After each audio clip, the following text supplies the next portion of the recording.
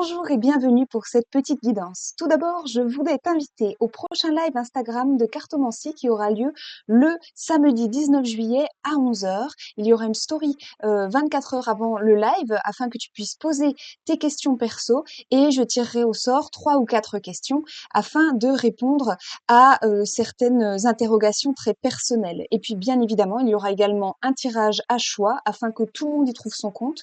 Donc le 19 juillet à 11 heures, live Instagram dédié à la cartomancie. Seconde annonce, l'atelier Esprit Animal sera ouvert pour une seconde édition au mois de décembre, le 6 décembre prochain, de 9 heures à midi. Comme tu le sais, il s'agit d'un atelier dédié à la spiritualité chamanique, aux animaux totems. Il est ouvert à tous les niveaux, que tu sois grand débutant ou que tu sois un peu plus expert. Tu peux venir nous rejoindre pour cet atelier en ligne. Il est ouvert pour 10 inscriptions et j'ai réouvert les inscriptions dès à présent. Donc tu peux t'inscrire, le lien est dans la description. Je t'invite par ailleurs à te souvenir que la guidance à laquelle tu vas assister est une guidance générale. Elle ne peut pas s'adresser à tout le monde. Garde du recul, du discernement pour ne prendre que les messages qui résonnent naturellement avec tes circonstances. Tu es responsable de la manière dont tu accueilles les messages.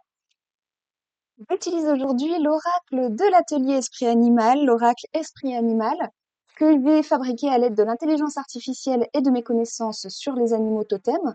Cet oracle est disponible à la vente pour 15 euros dans sa version dématérialisée et je vais également, en édition limitée, le proposer à la vente en papier d'ici quelques temps. Tiens-toi informé sur mes réseaux.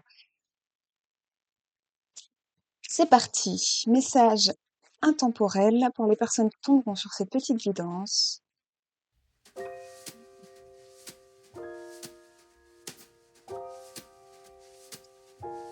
Je suis très contente de cet oracle. J'aime beaucoup le rendu très coloré. Voilà un bel exemple de tirage. Alors, il est question quand même dans ce tirage d'une problématique de toxicité. Il peut y avoir une personne dans ton entourage qui se trouve être manipulatrice ou toxique. Il est possible aussi que cette toxicité vienne de toi. On me parle de beaucoup d'égoïsme et d'une certaine forme de narcissisme et pourquoi pas de perversion narcissique entre le Pan et le Scorpion. On peut avoir effectivement cette interprétation ici. Tu es invité à prendre du recul vis-à-vis de cette attitude-là et à t'en détacher, à avancer malgré cette attitude, malgré cette tendance. Je pense quand même qu'il y a pour beaucoup de personnes, l'idée de construire son propre bonheur malgré la toxicité d'une personne tierce, d'une personne de ton entourage. Il peut s'agir d'une femme, en l'occurrence, hein. On peut avoir une femme relativement narcissique, relativement perverse, quelqu'un qui, en tout cas, a tendance à chercher son propre avantage et sa propre valorisation dans les situations qu'elle traverse, quitte à te marcher dessus, quitte à te manipuler, à se servir de toi.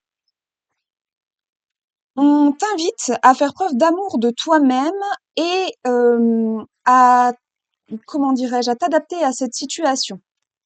Ici, avec le colibri, il y a vraiment cette notion de faire preuve d'humilité, de ne pas rentrer effectivement dans ces conflits, dans ces toxicités. Et si la personne narcissique, c'est toi, eh bien, il est peut-être temps de temporiser, de tempérer, pardon, cette tendance narcissique. Avec le colibri ici, hein, on va avoir la tendance complètement inverse.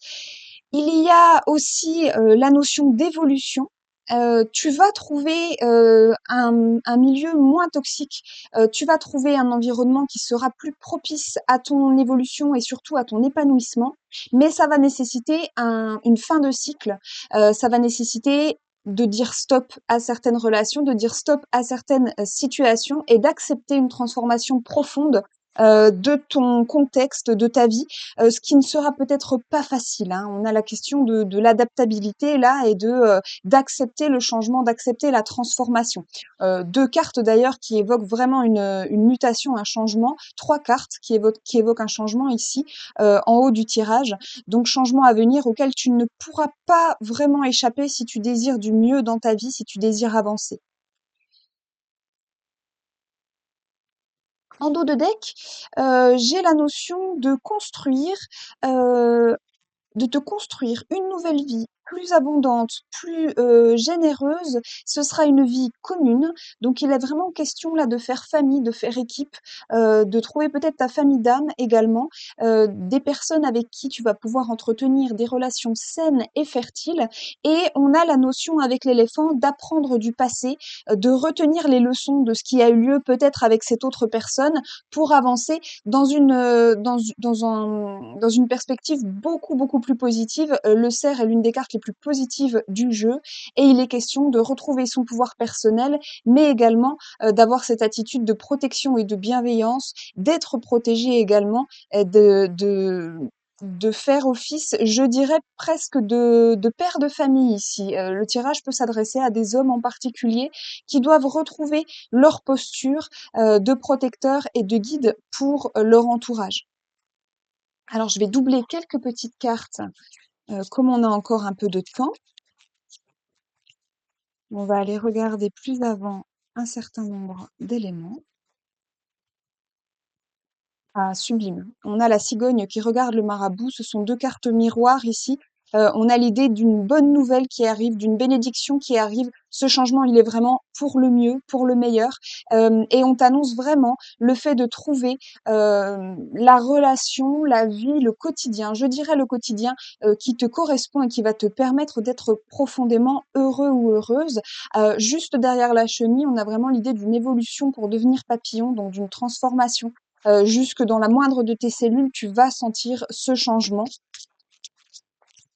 Et j'ai l'impression d'une action qui est encouragée par le colibri, une action bien précise. On va aller regarder. D'accord. D'accord. On a deux oiseaux ailés dans une signification qui n'est pas du tout la même. Mmh. Il est question vraiment de faire preuve d'amour envers soi-même, envers les autres, de comprendre les obscurités que l'on peut voir rejaillir à la faveur de cette toxicité, de cette relation, qui nous renvoie à un miroir, qui n'est pas très flatteur et qui peut, vraiment venir souligner, des angoisses profondes, des vraies grosses fragilités intérieures. Mais il est aussi question de faire preuve d'une certaine forme d'empathie envers l'autre, même envers cette personne toxique, dont finalement l'attitude n'est que le reflet de sa souffrance. Et on peut avoir cette prise de recul et ce détachement vis-à-vis d'actions qui sont malveillantes, mais dont on sait dans le fond qu'elles traduisent plus l'état d'esprit et la misère de cette personne que notre propre valeur, notre propre qualité. Donc il y a cet aspect d'être capable de regarder dans le visage de l'autre et d'y voir la vérité de ses ombres et des nôtres. C'est assez profond et c'est assez challengeant. C'est un défi assez finalement assez difficile à relever, mais qui peut avoir l'immense avantage de nous élever très fortement ici. Je vais aller regarder par ici. Dans une relation parent-enfant, il est question de valoriser, vraiment ce qui te tient à cœur en termes, justement de valeurs profondes, de d'instaurer un cadre qui corresponde à tes aspirations et à ce que tu ne à tes standards, que tu n'accepteras pas de transiger. Il y a quelque chose d'assez spirituel, dans le tirage ici, puisque le lion et la colombe m'évoquent vraiment, la notion de royauté, mais d'une royauté au sens spirituel. On a presque une image christique ici qui pourrait nous évoquer le fait de s'attacher à des modèles et à des valeurs les plus hautes et les plus nobles possibles et de s'y engager pleinement et d'y engager également son entourage. Avec la pieuvre, il est question de mettre en œuvre ces valeurs pour soi-même sans plus tenir compte des personnes qui cherchent à nous freiner. Je pense qu'avec la girafe, on a vraiment pris de la hauteur par rapport à ces personnes et il y a une forme de, de détachement et d'élévation ici. Il y a vraiment une forme de lâcher prise, je dirais, pour quitter cette situation. Ouais. Si c'est une situation de famille, parce qu'ici on évoquait déjà, un rapport parent-enfant.